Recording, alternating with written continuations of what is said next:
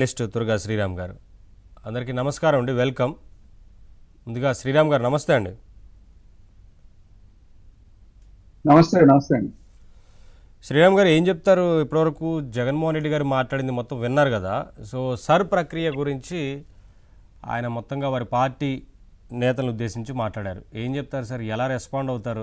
ఆ విషయంలో మాట్లాడుతూ చెన్నైలో జరిగిన అంశాలని, వెస్ట్ బెంగాల్లో జరిగిన అంశాలని, చాలా విషయాల గురించి మాట్లాడారు కదా. ఇప్పుడు సర్ గురించి ఎవరు ఏం మాట్లాడినా కూడా అది కరెక్ట్ అని చెప్పి సుప్రీంకోర్టు చెప్పేసింది.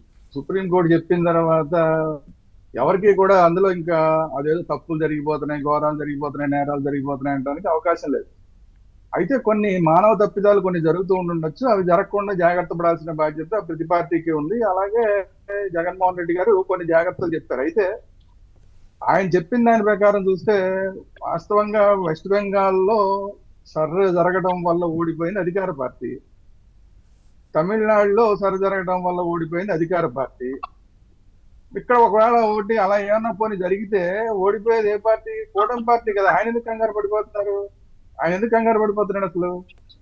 పైగా ఆయన ఇంకొక మాట మాట్లాడారు. అదేంటి, ఎక్కువ ఓట్లు జాయిన్ చేయడం వల్ల ఇక్కడ ఓడిపోయాం, ఇక్కడ ప్రాబ్లం వచ్చింది. లాస్ట్ టైం మనం ఓడిపోయాం ఎక్కువగా ఓట్లు ఉండటం వల్ల. అంటే ఏంటి, తెలుగుదేశం పార్టీనో లేదంటే భారతీయ జనతా పార్టీనో లేదంటే ఈ పవన్ కళ్యాణ్ గారి జనసేన పార్టీనో వీళ్ళు ఏదో చేర్చేసుకున్నారు, బోళ్ళని ఓట్లు చేర్చేసుకున్నారు, దానివల్ల మనం ఓడిపోయాం అన్నట్లుగా పోనీ ఆయన మాట్లాడుతున్నారు. పోనీ అజన్నా లెక్కేసుకుందాం అనుకుంటే మరి అప్పుడు జాగ్రత్త పడాల్సిన బాధ్యత మీరు కదా. అసలు అధికారంలో ఉన్నదే మీరు కదా. ఆ టైంలో అధికారంలో ముఖ్యమంత్రిగా మీరుండి వ్యవస్థలన్నీ మీ చేతుల్లో ఉండి, సరే ఎలక్షన్ కమిషన్ చేస్తుంది అనుకోండి, ఎలక్షన్ కమిషన్ చేసినా కూడా జాగ్రత్తలన్నీ పడవలసిన అవకాశం మీకే ఎక్కువ ఉంది కదా. పైగా అసలు ఆ టైంలో ఇలాంటివన్నీ ఓటర్లు జాయిన్ చేయడాలు లేదంటే తీసేయడాలు వీటన్నిటి మీద మీరు ప్రచారం చేసింది ఎవరు? మీరు పెట్టుకున్న ఈ వాలంటీర్స్ వ్యవస్థతో చేయించారు కదా. అదంతా కూడా ఎలక్షన్ కమిషన్ చేసినా కూడా దానికి ముందు కార్యక్రమం, వెనక కార్యక్రమం అంతా చేసిందంతా వాలంటీర్లు కదా.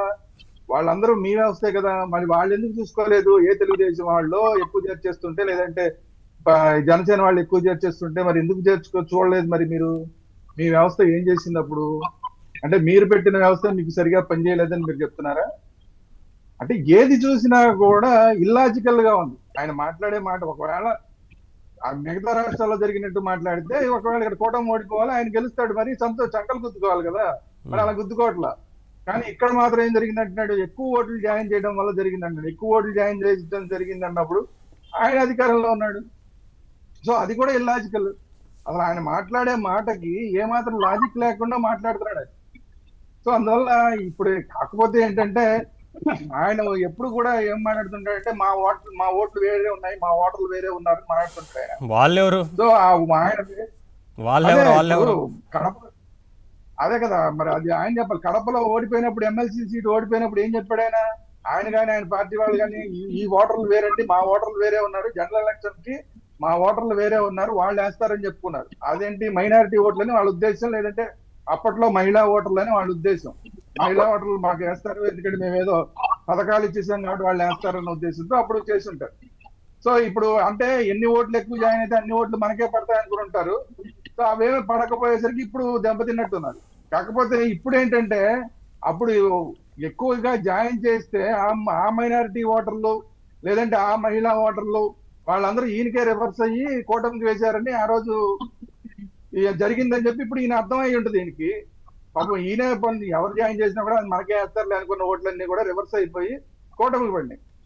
అయితే ఇప్పుడున్న పరిస్థితుల్లో ఏంటంటే కూటమిలో పవన్ కళ్యాణ్ గారు హిందుత్వ గురించి మాట్లాడడం, ఈ తిరుపతి లడ్డు అంశంలో కొంచెం గట్టిగా చంద్రబాబు నాయుడు గారు కూడా మాట్లాడడం, భారతీయ జనతా పార్టీది కూటమిలో ఉండటం, వీటన్నిటి వల్ల కూడా ఈసారి కొంచెం మళ్ళీ ఓట్లు మళ్ళీ మనకి మైనారిటీ ఓట్లు మళ్ళీ మనకి వెనక్కి వస్తాయని ఆయనకి ఏదో ఆశ ఉంటుంది.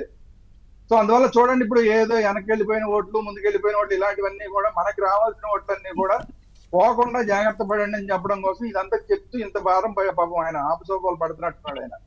సో ఏది ఏమైనా కూడా ఎన్ని ఆయన ఆపసోపాలు పడినా లేదంటే ఏ పార్టీ ఆపసోపాలు పడినా కూడా వాస్తవంగా జరిగేది ఏంటి, ఎస్ఐఆర్ లో ఏంటి, ఎవరైనా వృద్ధులు చనిపోయిన వాళ్ళ ఇళ్లలో ఉంటే అలాంటి వాళ్ళు, లేదా వృద్ధులు ఎవరైనా కానీ చనిపోయిన వాళ్ళు ఉంటే అలాంటి ఓట్లు తీసేస్తారు.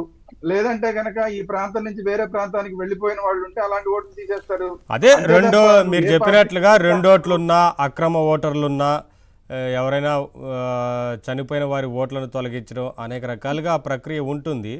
సో అంతా పారదర్శకంగానే జరుగుతోందనేది ఆల్రెడీ చెప్తా ఉన్నారు. చాలామంది సుప్రీంకోర్టు వరకు వెళ్ళినప్పటికీ కూడా సుప్రీంకోర్టు ఏం చెప్పిందో కూడా తెలుసు కదా. అయినా సరే ఆయన ఇంకా అదే విషయాలపైన మాట్లాడుతూ ఉన్నారు. అంటే ఇక్కడ పత్రాలు సరైన పత్రాలు చూపించలేదు అనుకోండి, అలాంటి వాళ్ళ ఓట్లు తీసేస్తారు. అలాంటి వాళ్ళ ఓట్లు సరైన పత్రాలు చూపించలేని వాళ్ళ ఓట్లు తీసేస్తే జగన్మోహన్ రెడ్డి గారు బాధపడి ప్రయోజనం ఏంటి, ఎవరైనా బాధపడి ప్రయోజనం ఏంటి?